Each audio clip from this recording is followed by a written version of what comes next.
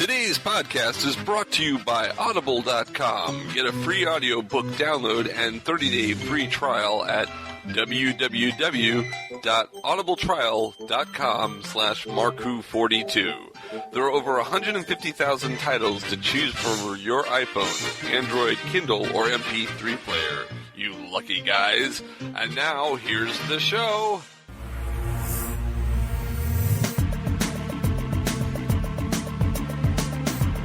Hi, this is Tony Way, Alf, from the episode Deep Breath of Doctor Who, and you're listening to Mark Who 42. Mark Who 42, WHOniverse.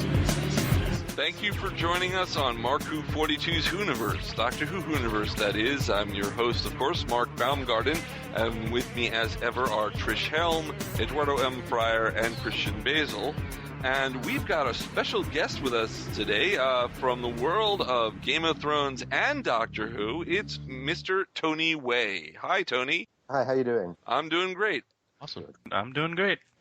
You were asking Tony, not us. I'm not talking to you guys. You guys are regulars. You don't. He was asking us. He was asking us. I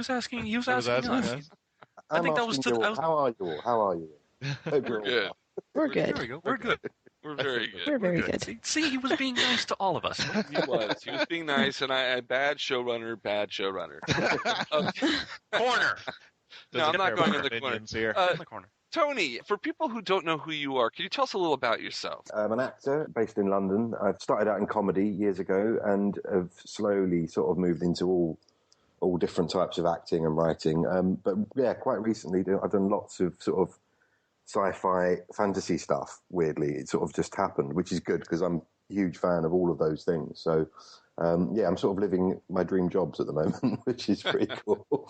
Yeah. I just got a couple of. If I get Star Wars and a Hobbit film under my belt, then I think I've ticked off all the boxes. Yes. Yeah, I would do it. Fingers crossed for those. When you were 17 years old, you started a sketch group called Stay Alive Peppy. That's right. Yeah. You pronounced it correctly as well, which is because it's oddly written wrongly. It should. A lot of people say Pepe for some reason, but it's not. It is Peppy. You're quite right. We did. Yeah. It was. When we were at college. Well, sixth form college, which is sort of, I guess, senior year. It would be the American equivalent. And yeah, me and a group of friends, we started messing around with camcorders and making just improvised comedy sketches. I think if YouTube had been around, that's where we would have gone, but It wasn't. So we just used to force friends to watch it, and then we made people who work in television watch it, and then the rest is history. We got some work out of it, and it worked. Yeah, you got Charlie Hickson to watch it. You got Bob Mortimer to watch it. I mean, yes, and they basically made it all happen for us to a certain point, and then they left us out to dry straight after. So they can't just always. We've given you your first job. Now it's time for you to try and do it yourself. So, yeah, it was the right thing to do. But no, they were great. Charlie especially gave us loads of work, and Bob used to put us in his sketches. Yeah, what was it like being on the Fast Show? It was extraordinary because it was, at the time here, it was the biggest thing on television. It was huge. It was a real kind of catchphrase based. It was school playground stuff. The next day, everyone in the school playground would be saying the catchphrases. Suits you, sir. Suits you. Exactly. So then we turned. It was like a day trip for us. My friend Reese, who was always the most driven of the group, got a job as a runner on it over the summer holidays, as sort of work experience. And then almost as a day trip, we went in and they said, "Do you want to be an extra in these scenes?" And we thought that was fun. We got to pretend to be in a band and mucked around. And then the next week I got another call saying, "Would you like to come back and do a proper sketch, like be a guy in a Suits You sketch, actually?" Yeah. And that's it. So I did that, and then I never realised I didn't want to do anything else. I didn't ever want to do a proper job. That was what I wanted to do from there, and that's what I've done ever since. That's great. Feel you on that one, Tony. I feel you on that one. Yeah, Ed's our resident actor in a... Right. Yeah. It's being an actor's nice. I mean, everyone always says it's hard. It is hard when you haven't got work, but it's a brilliant job, isn't it? But you also write. You wrote for the Impressionist show with John Coleshaw and Deborah Stevenson. Yes, I did. I mean, I seem to have these weird phases in my career. Like the last few years, it's been science fiction and fantasy. It's been Game of Thrones, Edge of Tomorrow, Doctor Who, that sort of thing. And then for a while there, I seemed to be a sort of team writer on every impression show that was on television. There was a sudden rush of them, and I was a writer on all of them. It was quite weird. I have a question for you. The Shooting Stars, when you wrote for Series 7, how do you write a panel show? I mean, do you just write the jokes, or is the whole thing scripted? I think a lot of panel shows are heavily scripted. The good ones normally aren't, weirdly. You can tell. Whereas Shooting Stars isn't scripted, but some of the set pieces have to be. So, right, yeah. And so it's their jokes. It's their sort of little one-liner sort of jokes where they're trying to trick the panel. I love Bob and Vic. Love them. Oh, they're great. Yeah. And they've done nothing but look after us over the years. But yes, it was actually really hard to write for them because it's so much their own world. I think I sent in about 100 one-liners for that, and they used 2, and I was really pleased because they don't, they just don't, they won't do stuff that they don't think is them, or they think is as funny as it should be. They'll just won't use it. There's no apology, which is good. It means they stay funny and stay good. Yeah. Oh, who inspired you to become an actor? It's a weird one, that, because I sort of fell into, like a lot of people that go through comedy, I fell into it. So it was never a thing that it was never something I aspired to, something I enjoyed, but I wasn't doing drama classes. I wasn't even doing it as a subject at school. It was something I did in my spare time a bit with video. But I think, looking back, I was probably trying to be Ronnie Barker, who I love, and I don't look too dissimilar to him. But things like the two Ronnies, Porridge, the sitcom Porridge. Oh, I remember Porridge, the prison. That's right. Comedy. Yeah. I always wanted to do a different version of that, which was the real Porridge, which is a lot more like Oz. Oh, the real version. That's the real version. Oh God. He's just stuck. He's still sort of like the 70s comedy character, but everyone else is really real, like gang members and stuff. I never actually wrote it. I should maybe give that a go. Oh, that Oz. For a minute there, I was about to ask, do you want to be the Tin Man or the Scarecrow? Said prison. Where was our prison? The Wizard of Oz? The Wonderful Wizard of Oz. My references are quite backdated. I mean, Oz was a great show. I loved it. Oz, yeah. It set the HBO formula, didn't it? Of one stabbing, one nude scene, and one bomb every week. It was formula. Get what you pay for. Totally. Well, now, Tony, would you rather write or would you rather act? I think it's that whole thing of whenever I'm doing one, I think I should be doing the other. But to be honest, I think acting that's the thing I enjoy the most. Writing is a little bit like giving birth. It's hard work, and like I said, I don't like hard work too much. But no, if it's something, it's sort of writing for hire, sketches for other shows. That can be fun, but you do feel like you're churning out stuff. Whereas I've just written a thing called Krakenori, which is on a channel called Dave here. It's a really nice idea. I don't know if you know Jackanory. It's a sort of storytelling show. Wasn't Jackanory an old show from years ago? Yeah, and it would be someone famous reading a bedtime story. Yeah. This is an updated adult version of that. So it's, but the stories are all properly good, well-written short stories. I say that myself, I've just written one. But the first series was really good. It's quite Roald Dahl-like. It's like his short stories. I think Jeremy Dyson wrote one from The League of Gentlemen last time, and really good people write them.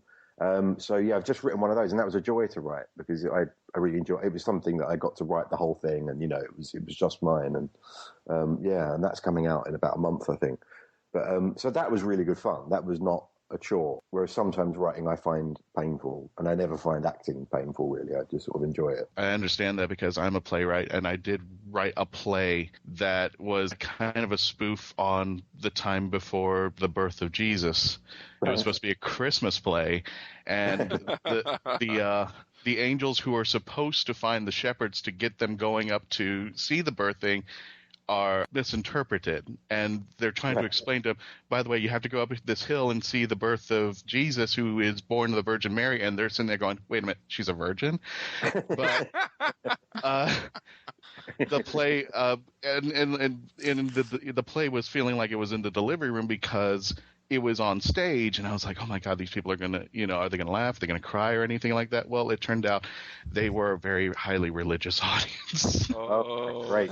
So the delivery didn't go too well. Oh dear. What was it called, the play? What was it called? It was called A Christmas Play, The Untold Story. And the idea was that tabloid journalism was back during the biblical times. What would they have written? And that's where it spawned off into that. I like that. I like to read that. You'll have to send me a copy of that, Christian. That's great. I just gave a self-plug during our guest. Self-plug, drink. Everyone has to drink. Take a shot. We have a drinking game here on Mark Who 42. Whenever you do a shameless self-plug, you have to take a drink. Oh God, I'm going to be drunk by the end of mine if I. Well, yeah. Now. Well, no. If we're talking to a guest, I think I think the game doesn't apply because. Sure. Yeah. I'm just drinking tea anyway. Are you just drinking tea? Yeah. Oh, so it's not like your other podcast. No. Because you and Reese from the Stay Alive group, you do Thomas and Way podcast. That's right. Yeah. And actually, you haven't done an episode since last year. Not for a while. Yeah. It's weird because we've been sort of working together on and off. So and we've been sort of just hanging out normally without recording it, which we suddenly thought, this is quite nice, isn't it? Just going to the pub and not actually recording it. But it's not been a conscious decision. It's just sort of fallen away a little bit like things do. Right. But we'll definitely do more. I think, especially when we want to plug a load of stuff that we've finally finished and done. But Reese has also become, he's now producing, directing and writing a thing. He's sort of show running a show called Brian Perns. That's very funny. It's like a spoof sort of rockumentary show. Oh. It's really good. It's based on Peter Gabriel. What channel is it on? It's on BBC 4. BBC 4? Yeah, always high quality on there. Oh yeah. Yeah, it's a good station. They used to show a lot of Doctor Who. Are they going to still call it BBC 4 when BBC 3 goes away? I don't know. It's very confusing because it's going away, but it's going online. Right. Well, on the iPlayer, it'll be able to. So it would call BBC 3 on there, but there will be, I'm guessing, a gap in the sort of EPG on the television. Yeah, because you have CBBC. You have the CBBC, which is on in the daytime on the BBC 3 channel.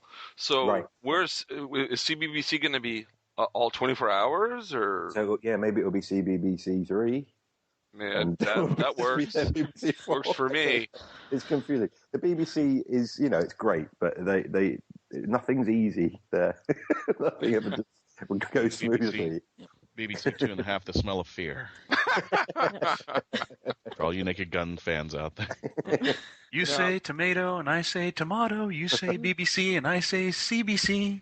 No, you don't say CBC. That's the Canadian Broadcasting Corporation. That's in Canada. You'd get that wrong. Now, you get the idea. Jeez. I get the idea. So this is a Doctor Who podcast. Yeah. So let's ask you a really important question. Are you a Doctor Who fan? No, I hate it. No. Cut his mic. Okay, the interview's over. No, Tony. Really, what do you really think? No, I'm a big fan. I've always been. I grew up with it. It's just something that was always there growing up. Up until they stopped making it suddenly. Yeah, that was a bit of a bad time. Yeah, I mean, it's like it was just suddenly gone when I was 12, I guess. So maybe it was 11. It just suddenly went away, and it was actually at the point I was really getting into it. Oh, so you were a Sylvester fan? I was. Yeah, I still am. Me too. I mean, I love Sylvester. Was one of my. Tom Baker was my first. Sylvester, though, was my favorite. I think it's also it was just the right time for me with Sylvester McCoy, and I knew 12, and I'd seen loads of the older stuff, and I loved that too. And it was so I wasn't obsessed with it until annoyingly it stopped being made. Then I sort of forgot about it and other things and got into comics and that sort of stuff. And then it was weirdly back at school with Reese again. He is an obsessive. You must get him on here just to talk about it. Okay. He's a Doctor Who obsessive. And he would show me old ones. And I started off watching them sort of as a typical annoying teenager, ironically, going, oh, look at the set, ha, ha, ha. Look at the terrible sets. And then just realised, actually, they're brilliant. They're really good. Yeah. And he basically showed me everything that was available at the time. He had every video.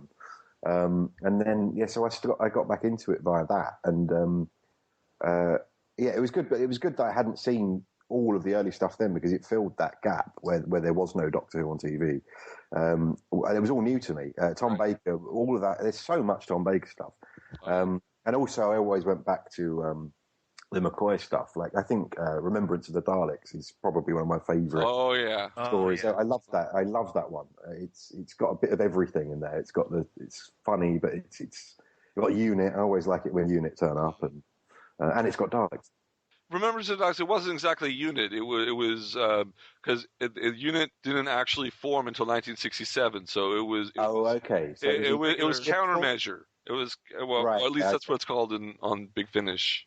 Right. Okay. But it was a precursor to Unit. So it was exactly Unit.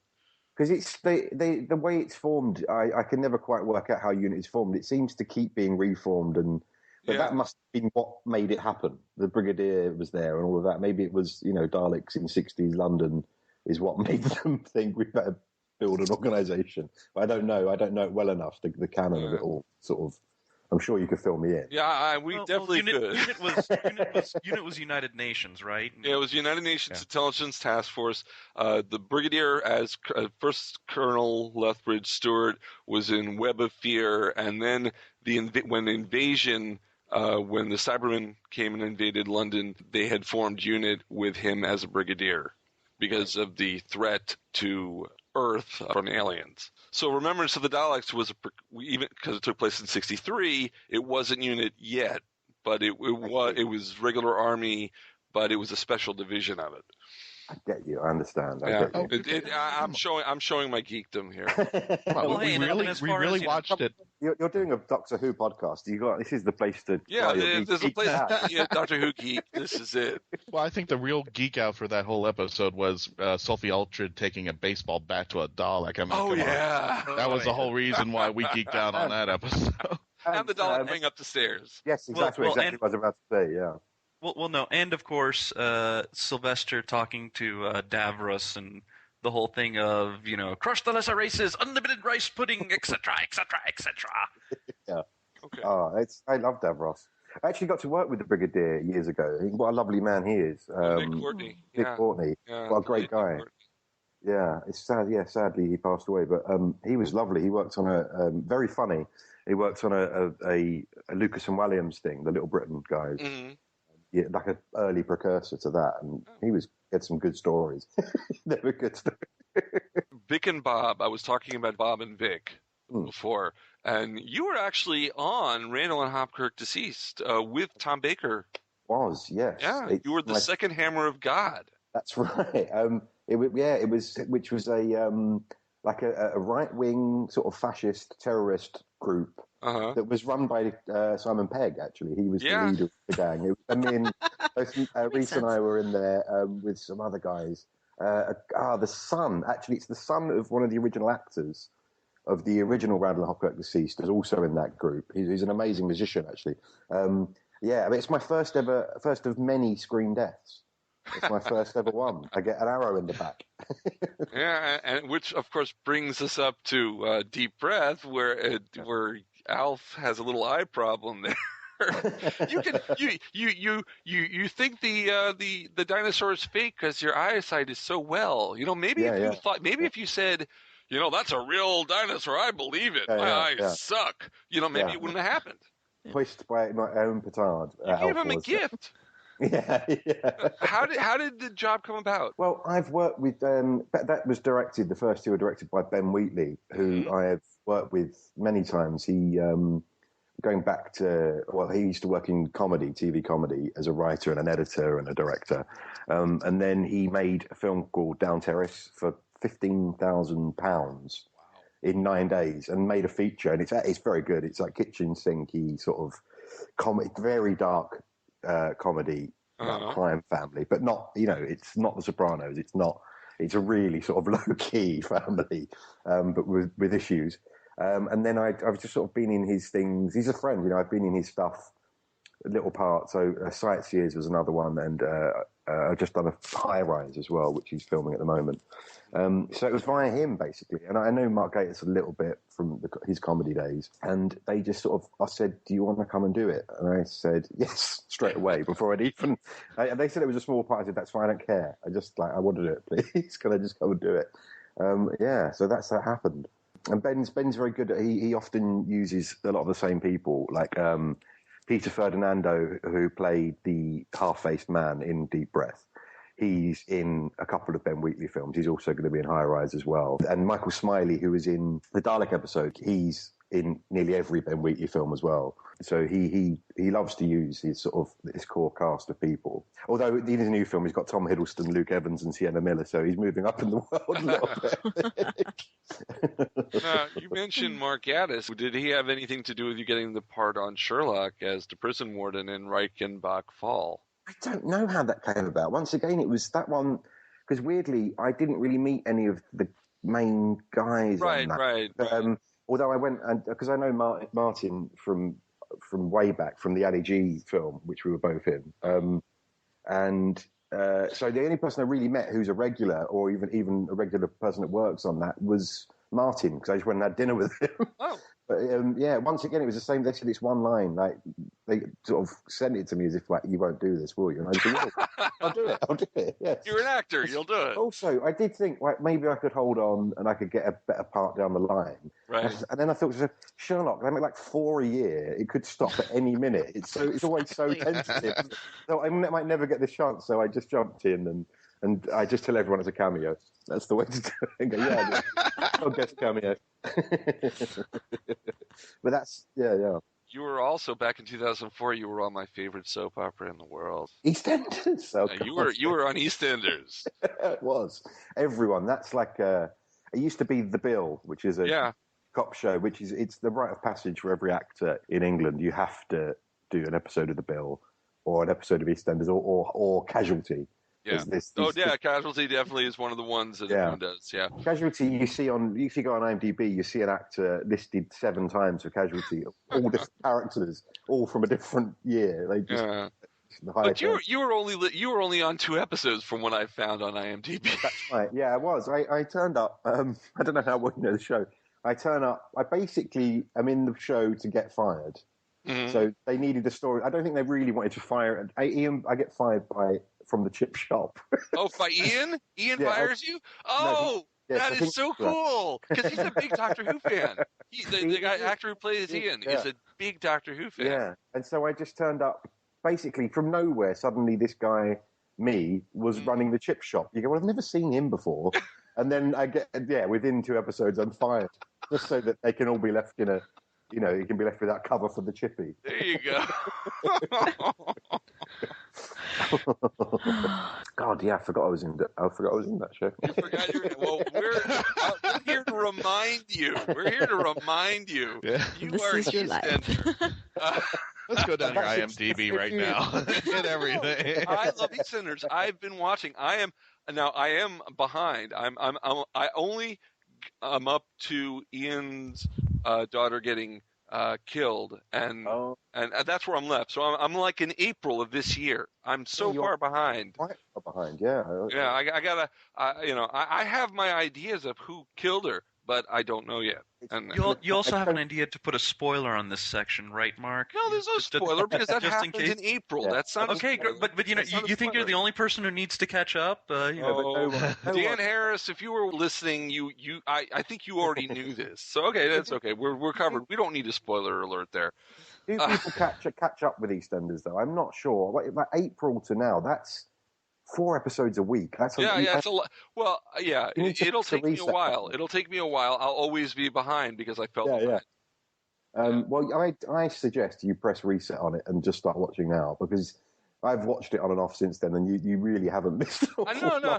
Oh, no. Lots of stuff's happened, but you can kind of you're not going to find out who did it. Lauren are about to open up their restaurant again, their new restaurant, and it's just fun. Okay, let's get off of EastEnders, but staying in British science fiction. Well, yeah, EastEnders is science fiction, isn't it? You were in No Heroics. Yes, I was. As the praying mantis. Now tell us about No Heroics to the fan, because it hasn't played over here in the States. So tell us a little about No Heroics. It was really good, actually, and it's I only got one series, which I always thought was a shame because it showed real promise. It's a really nice conceit. It's the superheroes are real, and they live all over the world. This sitcom happens to be set in London, and but they're really real, so that you get their day-to-day lives, them going and buying their shopping and having counselling. And, if you're I think there's a superhero called Time Bomb in it, who's basically sort of a good assassin. He spends all of his time having to go to therapy because he kills people. It's like, what would it really be like? It's very funny too. And I played a giant mantis man with big sort of claw hand things, who was at a counselling session with a load of other sort of damaged superheroes, all sort of talking through their issues. And my issue was that I don't really have the physique to carry off Lycra, which is my main problem.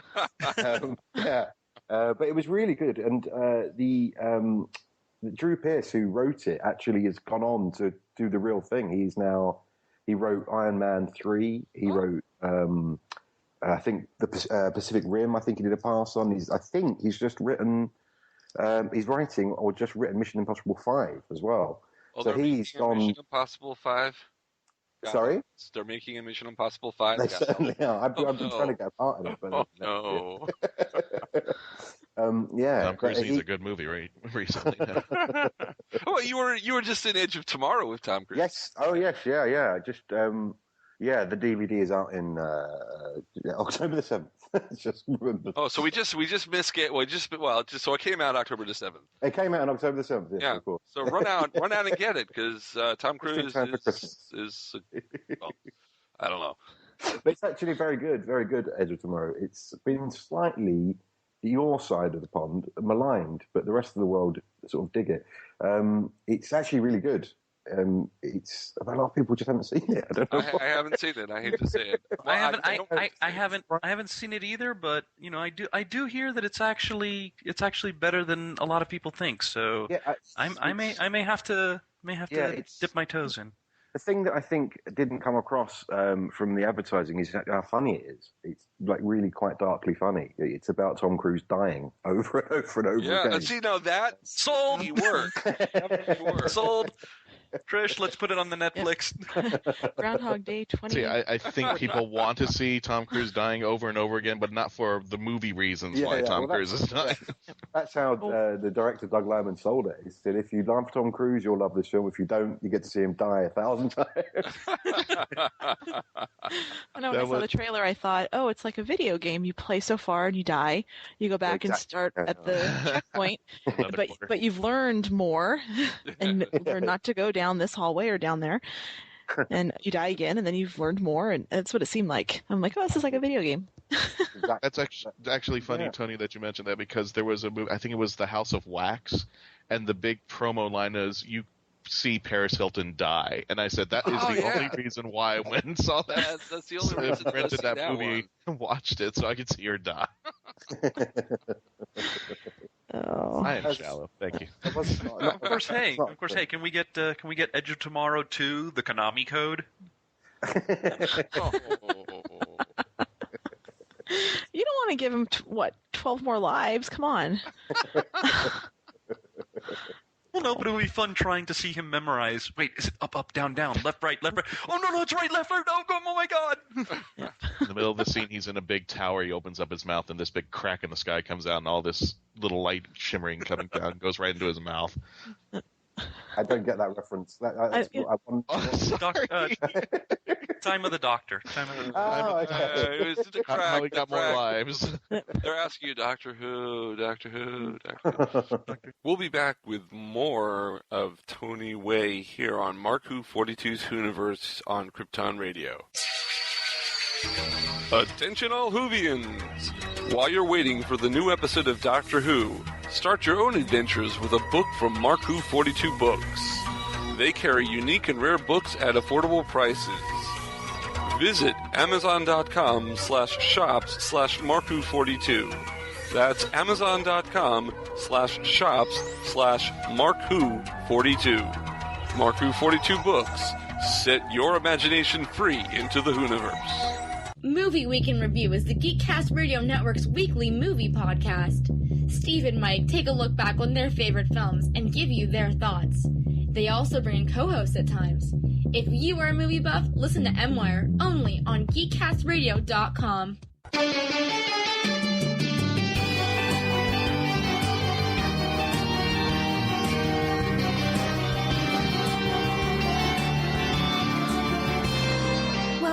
To Dr. Geek's Moment of Science. Here is the lab director and your human host, Dr. Geek. Hello everyone. I just got back from the first ever Dr. Geek Science Fair at the South Florida Museum. It was an unqualified success, not to mention more fun than a fourth-dimensional barrel of monkeys. There's more monkeys on the inside. One of the geek games at the fair was Design Your Own Comic Book, and the winning entry in the costume design category was The Masked Manatee by Nathaniel Victor, who was 6 years old. Well, as you know, here in the lab, we get science from fiction, but we also bring fiction into reality. Flask, turn up the fourth wall to 11. Deus, roll that beautiful manatee footage.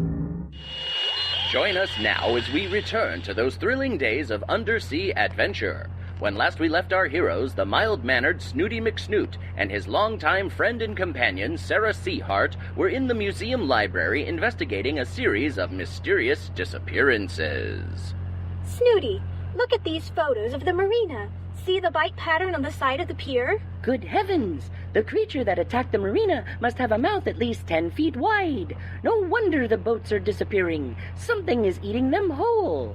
We've seen that bite pattern before, haven't we, Snooty? This is clearly the work of that notorious villain, Master Megalodon. I think we'll need a bigger boat. Later, at the marina... Wow, Snooty, this boat sure is big. It was the biggest one I could find. Do you see anything? Yes, over there. That's no sailboat. That's a fin. It's Master Megalodon. And look, he's kidnapped a starfish's children. I think it's time that the Master got a visit from the Masked Manatee. I'll distract him while you change into your cape and mask. Be careful, Snooty. Ah, Sarah Seahart. You have fallen into my trap. I knew if I kidnapped some little starfish, you would show up eventually. Now, do exactly as I say, or I will eat them. Ha ha ha! I twirl my mustache at you. Master Megalodon, how do you twirl your mustache without fingers? That's not important right now. What is important is now you are mine to command. Ha ha ha ha ha! Not if I have anything to say about it. Curses! It's the Masked Manatee. We meet again for the first time, for the last time. As long as we don't go into overtime. But now it's laserin' time for you, Master Megalodon. Mighty laser hammer away! No! Not the mighty laser hammer. I need to get some laser-proof pants. Now, hand over the children, or I shall laser you a second time. You win this round, Masked Manatee, but I'll be back, and I'll be waiting. Waiting for what? You mean you'll wait for him? But you are the one who's coming back. Shouldn't we wait for you? That doesn't make any sense. It's just banter. Stop analyzing it. You're ruining it. Don't you want your banter to make sense? Ah! Curse you and your relentless logic, Sarah Seahart. Take the children. I'm leaving. Yay, we're saved! Thanks, Masked Manatee! Typical. No problem, kids. Here you are, ma'am, your little starfish children, safe and sound. Masked manatee, away! Who was that masked manatee? So once again, the day is saved, thanks to Sarah Seahart and the Masked Manatee. I'll get you next time, Masked Manatee. Next time! Well, that sure was one great episode. Way to go, Nathaniel. Keep on applying your geekdom. This moment of science was brought to you by Dr. Geek's Laboratory of Applied Geekdom, a Brazen Wench production, copyright 2014, in association with this network. Join the adventure. Download the full Labcast at www.drgeeklab.com and follow us at facebook.com/drgeeklab and twitter.com/drgeeklab. Hey, I'm Gary. I'm Mike. I'm Chuck. And I'm Justin. Join the four of us every week on the internet's #1 and longest-running G.I. Joe podcast, What's on Joe Mind? It's Joe news, reviews, and interviews like you've never heard them before, delivered right to your MP3 player. Our guests include Jason Marsden, Kevin Michael Richardson, and Matt Yang King from G.I. Joe Renegades, Larry Hama, Robert Adkins, and John Barber from IDW Publishing, and many more from around the online Joe community. Yeah, it's guys talking about Joe. Think of it as Joe Talk meets sports talk. And we make fun of Chuck. Right, and we... Hey, again? Come on, Chuck. We're just kidding, kinda. Sometimes Chuck makes fun of himself. Right, and we... Okay, seriously, this is just getting ridiculous now. It's What's on Joe Mind, every week on the Geekcast Radio Network, InsidePulse.com, Stitcher Smart Radio, and iTunes. Download and listen today. I suppose I still can't say something about Transformers, can I? Good. No. What about sports? That sounds good. Yeah, that's all right. This is Ian McNeese, and you're listening to Mark Who 42. If you're still with us, we're Mark Who 42's WHOniverse here on Krypton Radio. I'm your host, Mark Baumgarten, with Trish Helm, Eduardo-m-Freyre, and Christian-basel, and we're interviewing Doctor Who and Game of Thrones actor Tony Way. Our interview continues now. Well, I wanted to give you just the biggest virtual high five for having any part in Joffrey's death. Thank you. Are we talking Game of Thrones here? Because everything's a spoiler to me there. We're talking Game of Thrones. If you haven't seen it yet, you know. No, spoil it for me. I'm okay with being spoiled for Game of Thrones. I'm not a wuss. I mean, it's been a while now, isn't it? I mean, it wasn't even at the end of the season. It was a sort of third episode in. So people know, don't they? You can talk about. Yeah, you can talk about it. No spoiler alerts here. Talk about ser-dontos-hollard, please. Yeah, well, it's a dream to play it and do that. It was because I wasn't sure if it'd come back. You know, they change their minds, the writers, all the time, and I was in it in season 2, and then wasn't for the whole of season 3. And then it was really nice to get the call and saying, could you come back and do it? We're going to finally finish that storyline, because it could have gone, you know, they could have given that to someone else. So it was great to go back. They've never explained it fully, but I think, I probably killed him, which is great. But I think the minute he died, I think there's that yes moment. Seconds later, you go, oh, well, that's it, though. Joffrey's dead. That's exactly what I said. Yeah. He's like, the best baddie is now, gone. But I'm sure there'll be others. But Trish and I watched Game of Thrones together, and she's starting to read the books. I have read all the books that have been released so far, which, by the way, if you have any contact with George R. R. Martin, could you please tell him to please keep writing? Please keep writing. Please keep writing, because after Weird Al's already done that. Weird Al's already done that. After the way he left off book 5, I'm like, could you please finish it off? Because I've been waiting how many years on that cliffhanger? But enough about me. We watched Game of Thrones together, and I remember that Trish's response when Joffrey dies was, "That's it? I wanted him to suffer."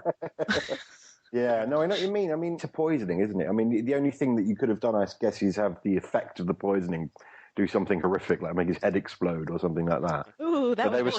his head did turn. He was turning purple, choking. I mean, there's you've got a head explosion coming up a couple of episodes later as well, the mountain and everything, Yeah, which I've not read the books, and that's the thing that's most intriguing to me now, is what that becomes. Does he become like a Frankenstein sort of creation, or the Mountain? I've not read it. Trish, do you want me to? No, don't. Okay, I won't spoil it. Okay. Or I can just take my headphones off and you can tell Tony if you want. No, because we're telling you no one will thank us for saying anything. Well, yeah, no, I know where the story goes, and I'll just, if you want later on, private message me or something, and I can. Okay, all right. I can give you what I know. But so you haven't read the books. So how much of Ser-dontos' story were you familiar with? I mean, I was filled in a fair bit with that, and the online community is vast, so it doesn't take long to have a little look around at the various sort of Game of Thrones wikis and things like that. So I sort of fleshed it out a bit for me, looking at those things. But also, you never know how closely they're going to stick to the story or not, which they didn't. They changed it a bit. So it's probably best to not always know everything. That's what I thought anyway, and it seemed to work. I think a lot of the actors are a bit like that, actually. There's a lot of reading ahead, though, because especially when you realise that all characters can die at a moment's notice. I think you want to have a little look ahead and see if you can buy that new house or go on holiday next year. Let me check on my job security. I bought the first season of Game of Thrones. The guy that was checking me out at the store, he's like, "Oh, have you seen any of this?" And I said, "No." He said, "Here's my advice: don't get attached to any character whatsoever." Yeah. No, my little after somebody else's death, my little sister's like, I'm not gonna like anybody because they all die. Yeah. I'm gonna stop having favorites. I've mentioned this before. I'm only on season 1 of Game of Thrones. Oh, really? Yeah, I'm far behind. You can't like anyone, not because they're gonna die, but because there's no likable characters. Everyone has got some kind of evilness to them, or some kind of. There's no fun-loving, hi, I'm a nice guy. There's nobody like that on the show. You can't like anybody. Oh, come on. Ser-dontos was a nice guy. Again, I haven't seen Tony as Ser-dontos. Ser-dontos, is your character a nice guy? Could you like him as a person if you met him? You sort of think he is, and then probably not, actually. Probably not. He's a drunk. I mean, he's a drunk. He's not exactly a responsible man. He's not, he's just a drunken idiot. And he killed somebody. He kills people, yeah. And he kills somebody. No. He was an accessory to kill. He is an accessory. He is an accessory to murder. That's right. Your family are lawyers. I forgot. He's an accessory to murder. But he's also a liar. He's a liar. And a liar, yeah. He lied to Sansa. Yeah. I mean, I like to think that a bit of that was true, and a bit of that was heartfelt. But I think the big bag of gold helped. Yeah. I think so too. On the next episode of HBO's Games of Thrones, watch Tony Way's head explode. No, come on. Come on. Don't do that. No, his character. Jeez, Tony Way comes on and you want to explode his head. What are you, a scanner? Everyone wants to kill me. I've died all the time than anyone. Game of Thrones, Doctor Who, every Ben Wheatley film, Edge of Tomorrow, I die like 1,000 times. And in Doctor Who, if you think about it, your eye was extracted, but then to hide it, you were off screen spontaneously combusted. So you died. So blowing up your head in Game of Thrones wouldn't be that far off. It's quite right. Yeah, you're quite right. I forgot that I spontaneously combusted. They don't actually show it. Not everybody wants to kill you. Well, I might be in heaven or the promised land. Who knows? You might be in the promised land, and hey, well, but by the time we already know the answers to that now. Sure. Yeah, But hey, look, no, I do want to lighten up the proceedings because not everybody wants to kill you. You did the English language version of Girl with a Dragon Tattoo. And I did. If I remember correctly, Plague lives. Okay, I have a question. Why did they make an English language version of the greatest film in the world? Why did they have to remake it? Yeah, I mean, it's a tricky. I mean, I'm so far down the line to actually know the true answer to that. I know. sadly, it's. I don't know if it is America or there's a perception in America of what Americans will and won't watch. Yeah. Because if it was just for here, it wouldn't have happened. We would have just all happily watched the Swedish one. You would have watched the original version. And it did very well. Yeah.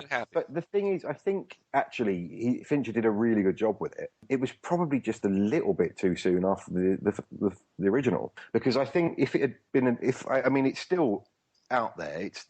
They're still talking about making 2 and 3. Mm-hmm. I think. Are they? Okay. Officially. I think 2 and 3 would be better than the Swedish version, personally, because I don't think they're anywhere near as good as Girl with the Dragon Tattoo.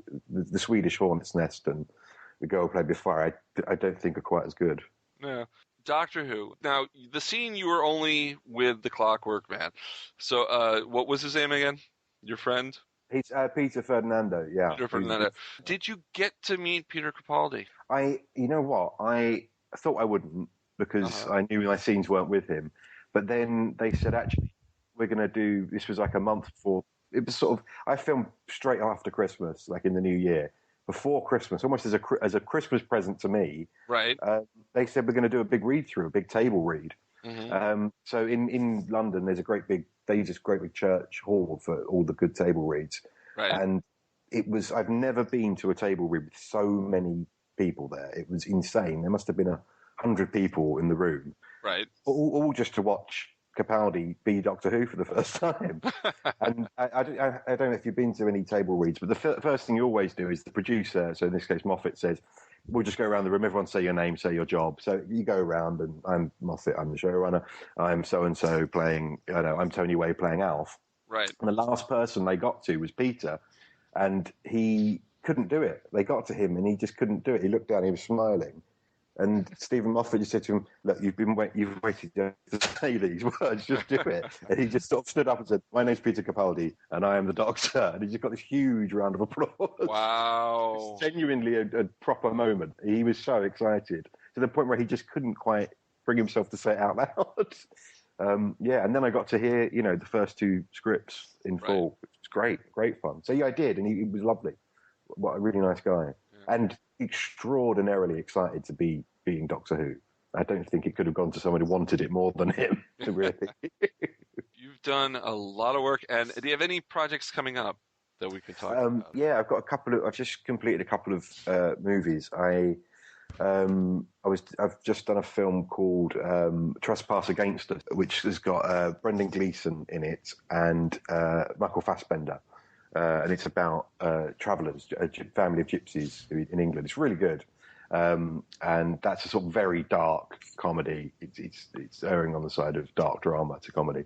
And you had me at Michael Fassbender. And then with more Marvel people, I was just working with Tom Hiddleston on High Rise as well, which is going to be great. That's Ben Wheatley's new one. It's based on the J.G. Ballard novel High Rise, which is a sort of it's set in the 70s. It was written then, but it's dystopian, sort of near future, about a huge apartment block where what happens when society breaks down there.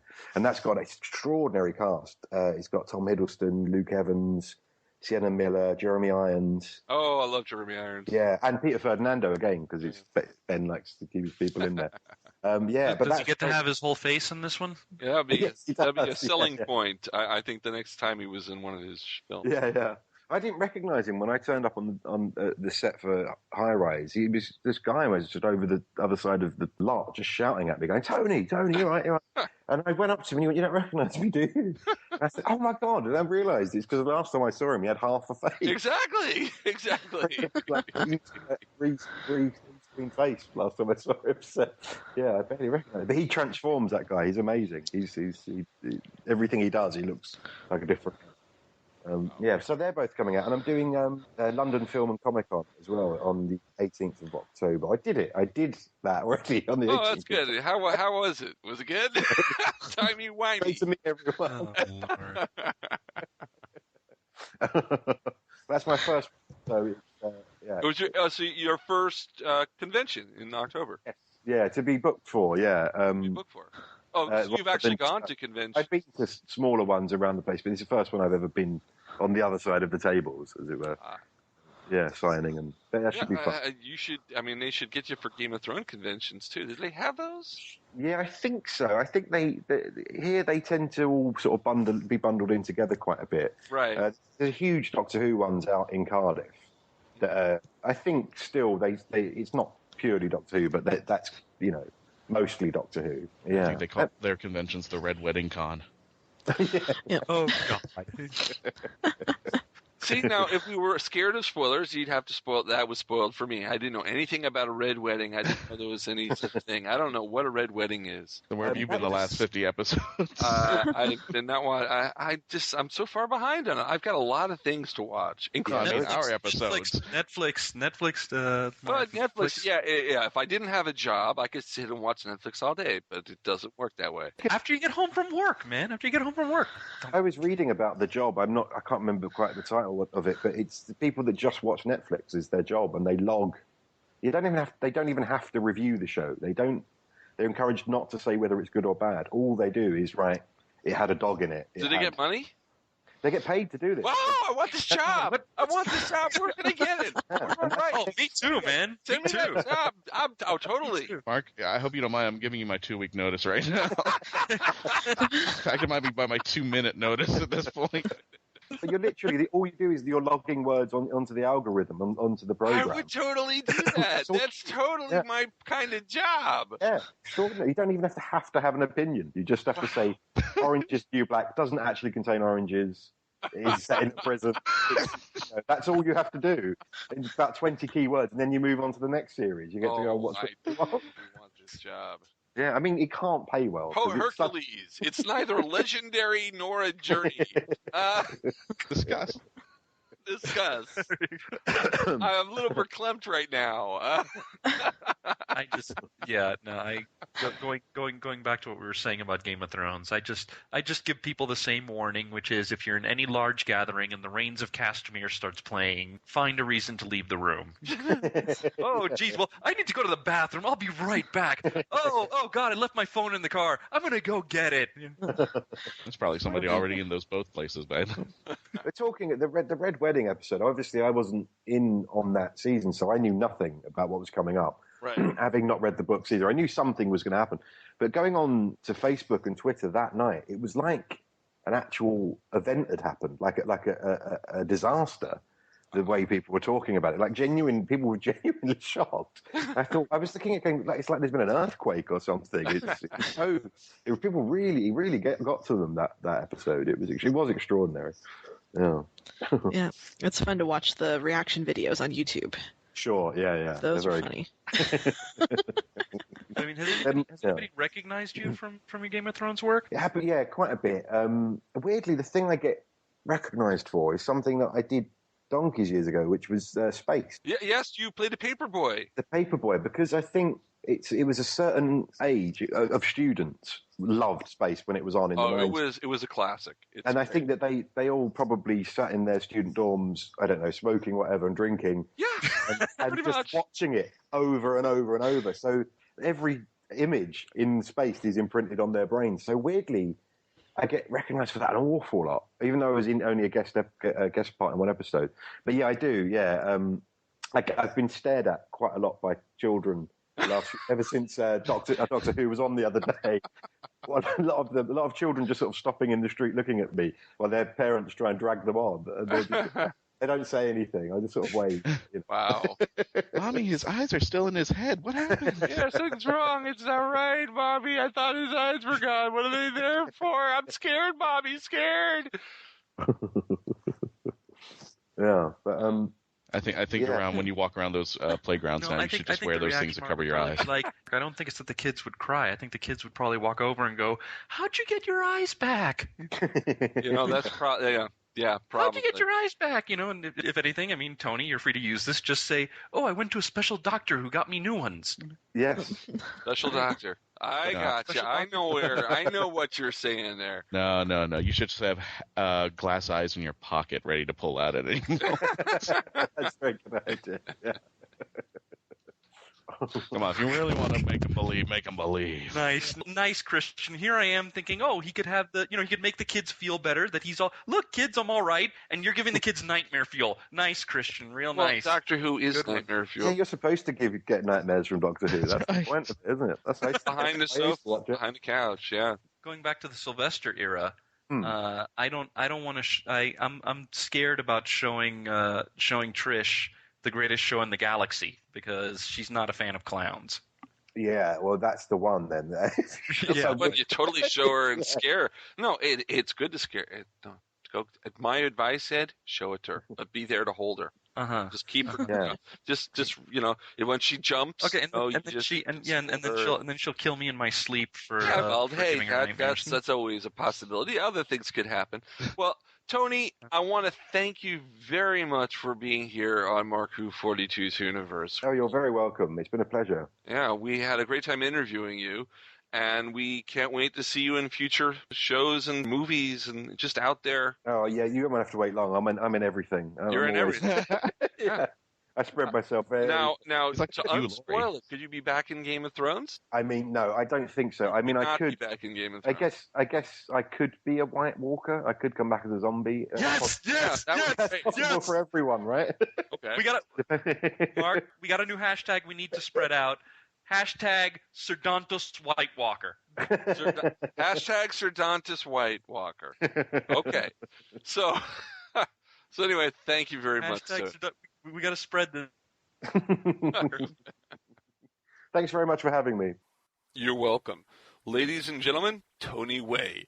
Well, that's our 75th episode. Yes, it's 75 episodes. If you're on Krypton Radio, of course, you haven't heard all 75.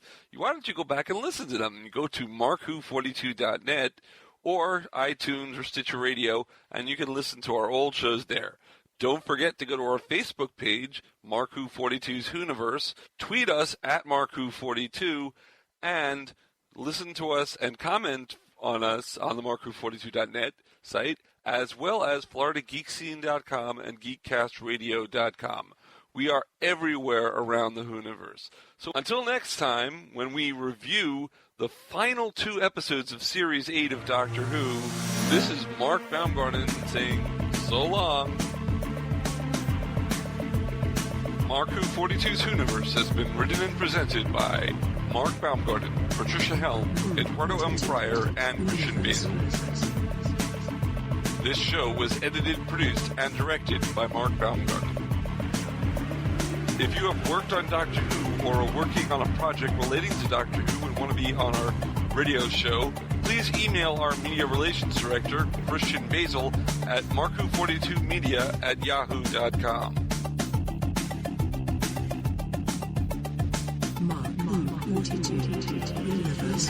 Doctor Who and its properties are owned by the BBC, the British Broadcasting Corporation. This show is owned and copyrighted by Mark Baumgarten, 2014.